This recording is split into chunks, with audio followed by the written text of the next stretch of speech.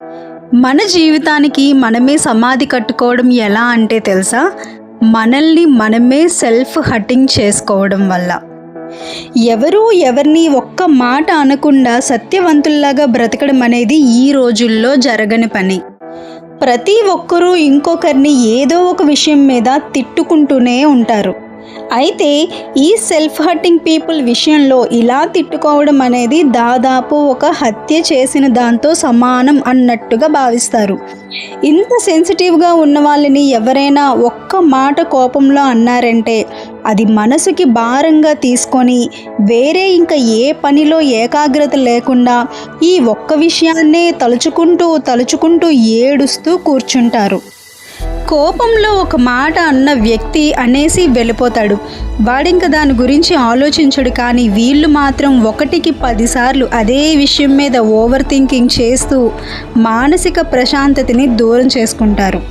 వీళ్ళ ఆలోచనలు ఎంత దారుణంగా ఉంటాయంటే రాత్రి పడుకునేటప్పుడు కూడా ఇవన్నీ తలుచుకొని ఏడుస్తూ కూర్చుంటారు. జరిగిన విషయానికి వీళ్ళ ఊహాగానాలు కల్పించుకొని విషయాన్ని వాళ్ళంతట వాళ్ళే మరింత పెద్ద సమస్యగా తయారు చేసుకొని ఆ సమస్యలో బ్రతుకుతూ ఉంటారు. వీళ్ళని సరదాగా ఒక మాట అన్నా కూడా అది పెద్ద సమస్యే. వీళ్ళ దగ్గర కోపాన్ని ప్రదర్శించినా కూడా అదొక సమస్యే. ఇలా జరిగిన విషయం చిన్నదే అయినా వీళ్ళు దాన్ని భూతద్దంలో పెట్టి చూస్తూ ఎక్కువగా వాళ్ళే బాధకి గురి చేసుకుంటారు. మనిషికి ఆలోచన అనేది చాలా ముఖ్యం. కానీ ఆ ఆలోచన ఎప్పుడైతే అతి ఆలోచనగా మారుతుందో అప్పుడు ఇంకా అన్నీ ఇబ్బందులే. జీవితంలో ఎలాగూ కష్టాలనేవి వస్తాయి. వాటి నుండి మనం ఎంత తప్పించుకోవాలి అని ట్రై చేసినా అది కుదరని పని. అవి సరిపోవు అన్నట్టుగా మళ్ళీ మన ఓవర్ థింకింగ్తో సెల్ఫ్ హర్టింగ్ చేసుకుంటూ లేనిపోని కష్టాలని మీద వేసుకోవడం ఎందుకు? మరి ఈ సెల్ఫ్ హర్ట్ చేసుకోవడం నుండి బయటపడాలి అంటే ఎలా? మనలో ఏం మార్చుకోవాలి? అసలు మనం మారాలంటే ఏం నేర్చుకోవాలి? మన జీవితం సంతోషంగా ఉండాలంటే ఏం చేయాలి? ఎలాంటి మార్పులు చేసుకోవాలి అనే విషయాల మీద ఎక్కువ దృష్టి పెట్టాలి. అంతేకాని ఎలా ప్రవర్తిస్తే మనం ఇంకా నాశనం అయిపోతామో, ఏ అలవాట్లు మన జీవితాన్ని భారంగా మార్చేస్తాయో వాటిని వెతుక్కుంటూ వెళ్ళి మరీ జీవితంలోకి తెచ్చుకోకూడదు. జీవితాన్ని పాడు చేసే అలవాట్లని తగ్గించుకొని జీవితాన్ని బాగు చేసే అలవాట్లని పెంపొందించుకోవాలి. ఏ పరిస్థితులైతే మనల్ని అనవసరమైన ఆలోచనల్లోకి నెట్టేస్తున్నాయో అలాంటి పరిస్థితుల నుండి వెంటనే బయటపడాలి. ఎక్కువ సమయం గడపకూడదు.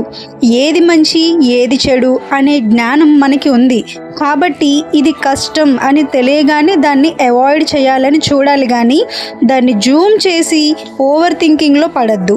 జస్ట్ అవాయిడ్ చేయండి అంతే. సెల్ఫ్ హర్టింగ్ చేసుకునే పీపుల్ ఎక్కువగా ఇతరుల మీద డిపెండ్ అయిన వాళ్ళే అయి ఉంటారు. ఒక వ్యక్తిని డైరెక్ట్గా చంపకుండా ఎమోషన్ అనే ముసుగులో నెమ్మదిగా చంపడం, ఇది ఒక ఎమోషనల్ డిపెండెన్సీ. వాళ్ళకి తెలుసు ఈ బాధలో నుండి మనం బయటికి రాలేకపోతున్నాము, దానికి కారణం వీళ్ళే అని అవగాహన ఉంటుంది. కానీ ఆ బాధలోనే ఉండిపోవడానికి కారణం ఎమోషనల్ డిపెండెన్సీ. మన ఆలోచన ఎప్పుడూ పద్ధతి ప్రకారం ఉండాలి. అంటే ఏదైనా విషయాన్ని స్వీకరించాలా లేదా నిరాకరించాలా అనే నిర్ణయం తీసుకున్న వెంటనే దాన్ని యాక్షన్లో కూడా పెట్టాలి. అంటే కార్యాచరణ రూపంలో తీసుకురావాలి. అంతేగాని ఈ విషయం మీద నలుగురు ఏమనుకుంటారో, యాక్షన్ తీసుకున్న తర్వాత సక్సెస్ అవుతామో ఫెయిల్ అవుతామో అని ఏ పని చేయకుండా కేవలం ఓవర్ థింకింగ్ మాత్రమే చేస్తూ కూర్చుంటే లైఫ్లో ఎప్పటికీ ఏమీ సాధించలేము. ఓవర్ థింకింగ్ అనేది మనిషికి ఒక శాపం లాంటిది. దాన్ని అరికట్టాలి అంటే మనకి వచ్చిన ఆలోచనని యాక్షన్ రూపంలో సాధించాలి. ఫస్ట్ మనం ఈ ఓవర్ థింకింగ్ అనే లూప్ నుంచి బయటపడాలంటే ఎక్కువగా ఆలోచించడం తగ్గించుకోవాలి, ఎక్కువగా పనిచేయడం అలవాటు చేసుకోవాలి. ఇద్దరి వ్యక్తుల మధ్య సంభాషణ ఎక్కువైనప్పుడు అనవసరమైన మాటలు, అనవసరమైన ఆలోచనలు కూడా ఎక్కువ అవుతాయి.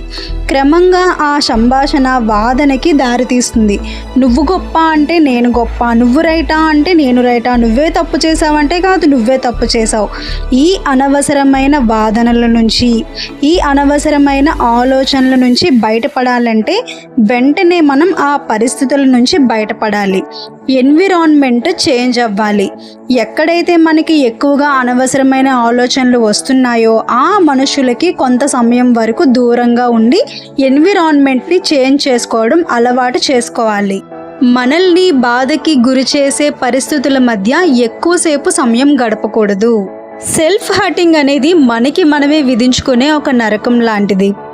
ఎమోషనల్గా మెచ్యూరిటీ సాధించలేకపోతే ఎన్ని సంవత్సరాలైనా ఈ సెల్ఫ్ హర్టింగ్ అనే నరకం నుండి బయటపడడం అసాధ్యం. గతంలోని బాధాకరమైన జ్ఞాపకాల నుండి బయటకి రాలేకపోవడం, నిద్ర లేకపోవడం, ఎక్కువగా మనస్తాపానికి గురి కావడం, ఏ పని మీద ఏకాగ్రత కుదరకపోవడం, మనకి తెలియకుండానే ఇలాంటి అవలక్షణాలకి బానిసలైపోతున్నాం.